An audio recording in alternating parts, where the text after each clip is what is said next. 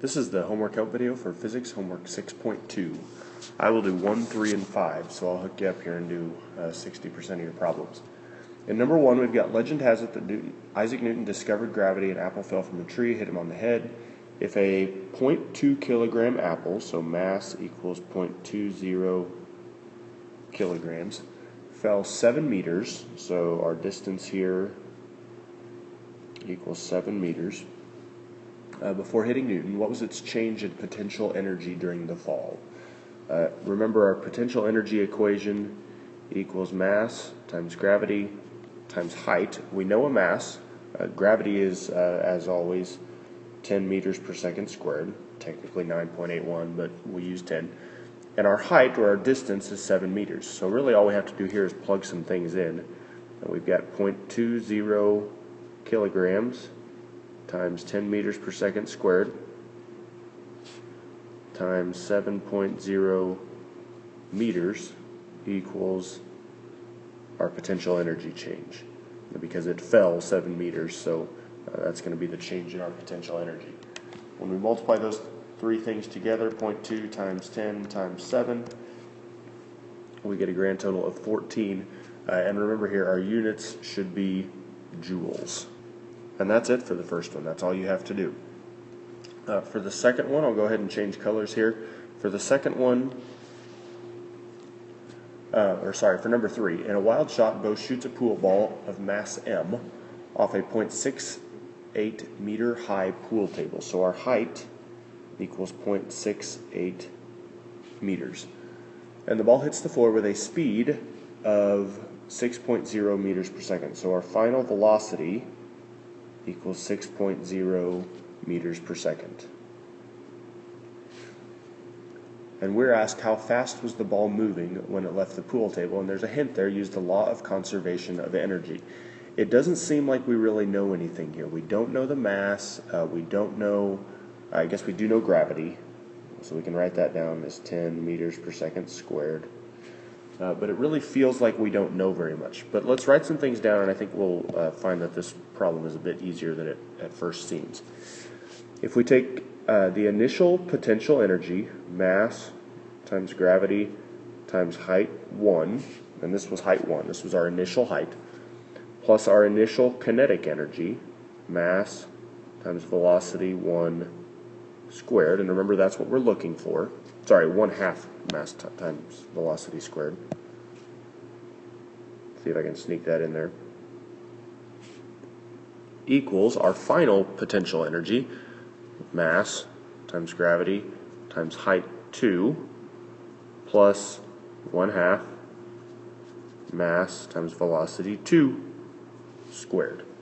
We know a couple of these things. We know our second velocity, our velocity final, and I should probably mark it as such, our velocity final there. We know that. We know that the second height is 0 because it's hitting the floor, so that whole thing can go away. Anything times 0 is still going to be 0, as you know. And we know this initial height is 0.68 meters.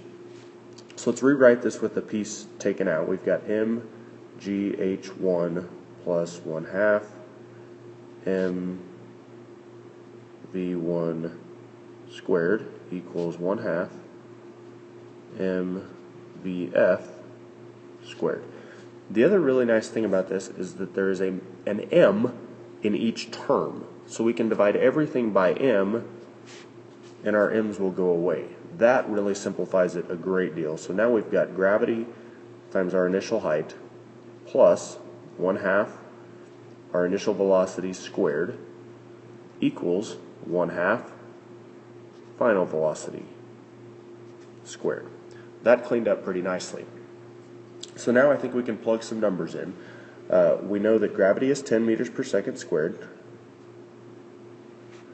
times our initial height, which was 0.68 meters, plus 1/2 v1 squared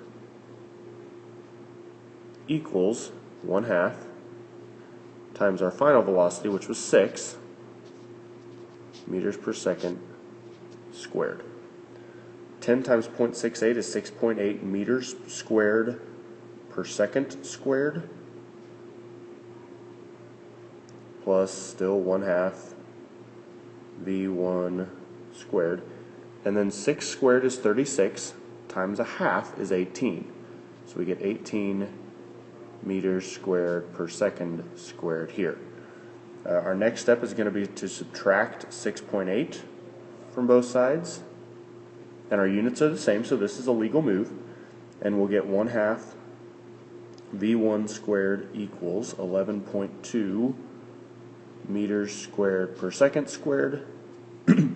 Divide everything by 1/2 or multiply by 2 would be the same thing. And we should get 22.4 meters squared per second squared equals v1 squared. And now we're almost done. Our initial velocity, finally, after we square root both sides, should be 4.7 meters per second. Should be 4.7 meters per second. The biggest step there is knowing that you can cancel those masses out. Those can disappear for you.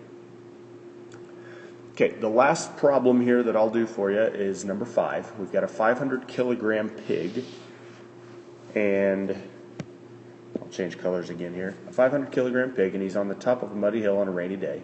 The hill is 100 meters long with a vertical drop of 30 meters. He slips, begins to slide. What is the pig's speed at the bottom of the hill? So we know that we have a mass of 500 kilograms, a height of 30 meters, and really that 100 meter long hill. So really all we have to do on this one is to find the potential energy at the beginning, because there was no kinetic energy at the start, and the kinetic energy at the end, because at the bottom of the hill there's going to be no potential energy. So we'll take mgh for potential energy equals 1/2 mv squared. The other nice thing about this, since we know the mass, and there's mass in both of these equations, goodbye, goodbye, just like we did on the last one. So we can take 10 meters per second squared times the height, which was 30 meters we said, equals 1/2 v squared. 10 times 30 is 300. Meters squared per second squared are our units now, equals 1/2 v squared. Dividing by 1/2 or multiplying by 2 will give us 600. Meters squared per second squared equals v squared. And then finally we'll square root. And for our velocity, we should get 24.5 meters per second. So at the bottom of that hill, the pig will be moving at 24.5 meters per second. That's your homework help video. I hope it helped.